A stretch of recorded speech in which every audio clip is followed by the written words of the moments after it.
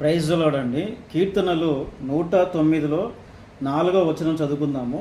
నేను చూపిన ప్రేమకు ప్రతిగా వారు నా మీద పకపట్టి ఉన్నారు అని రాయబడి ఉంది.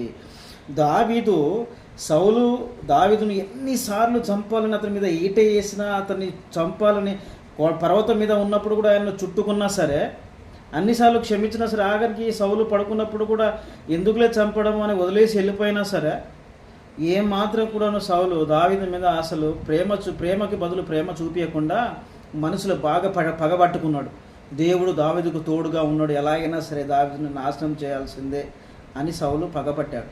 కానీ దేవుడు దావీదుకు తోడుగా ఉన్నాడు. కాబట్టి మీరు మంచిగా ఉన్నారనుకోండి, అప్పుడు మీరు ఎవరికైనా ప్రేమ చూపించినా సరే, ఎంత ప్రేమ చూపించినా సరే, వారు మీ మీద పగపట్టారనుకోండి, మీరు బాధపడాల్సిన అవసరం లేదు. దేవుడు మీకు సహాయం చేస్తాడనే విషయాన్ని మీరు గుర్తుపెట్టుకొని ఉండండి.